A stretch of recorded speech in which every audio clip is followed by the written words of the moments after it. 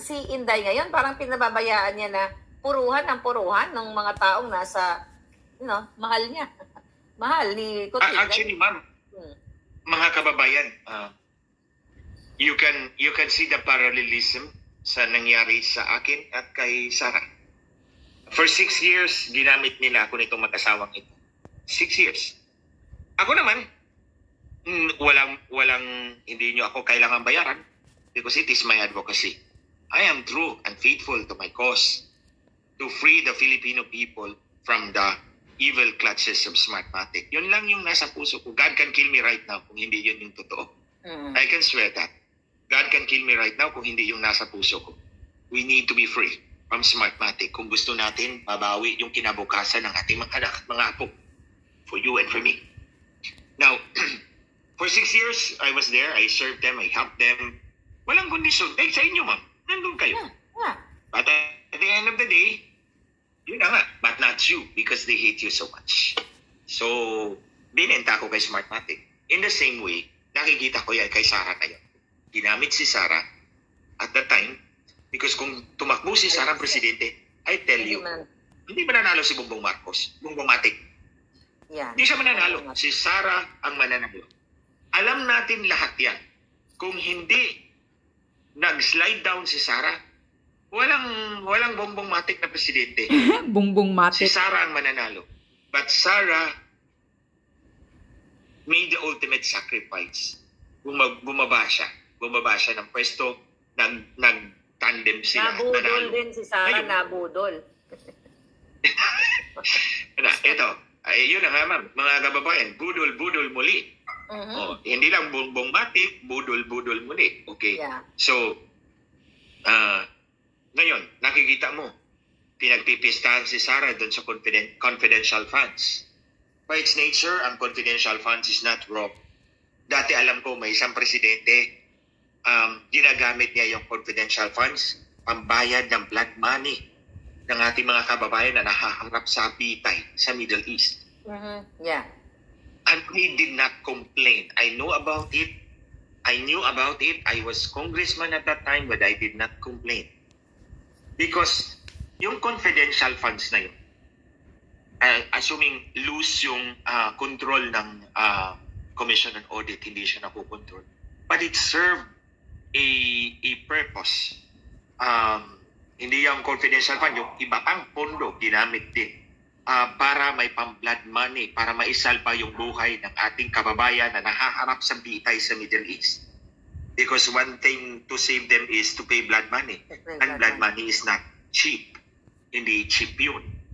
So, ako, I don't look at confidential fund as that really sinister or demonic as what the opponents of Sara Duterte would like to portray. As if they are saints. As if hindi sila gumamit ng confidential funds. But kung ikaw yung presidente, partner mo yan. I never heard you defend her.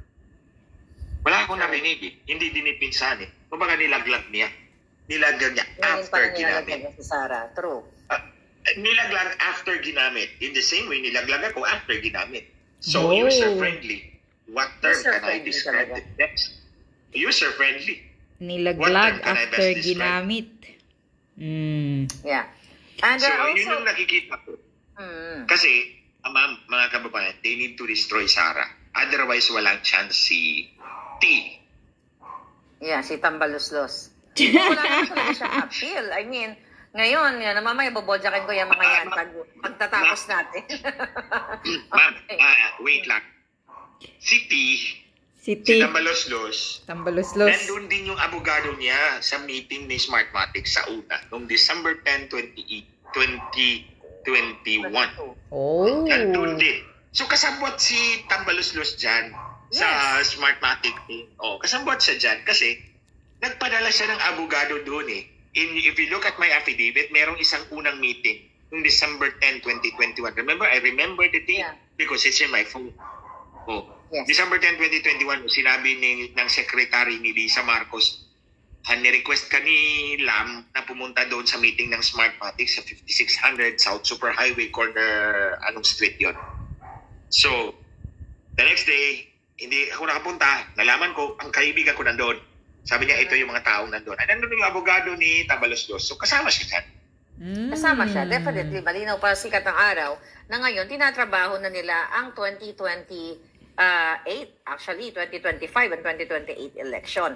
And Attorney Glenn, I don't know Ayun. Sabi ni Attorney Glenn Chong, kasabwat ka rin pala, Tambaloslos sa Smartmatic, kaya pala lakas ng loob na tatakbo daw pagka-presidente si Tambaloslos sa susunod sa 2028. Dahil dikit na pala sa Smartmatic. Ang meaning ni, tawag ni Attorney Glenn Chong kay BBM,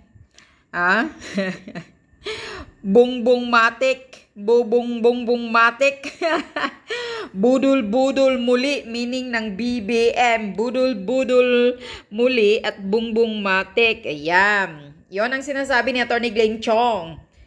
Nilaglag na siya after ginamit. Yun din daw ngayon ang ginagawa nila kay Sara Duterte. Nilaglag na after na magamit. Tingnan mo, tama si Attorney Glenn Chong. Alright.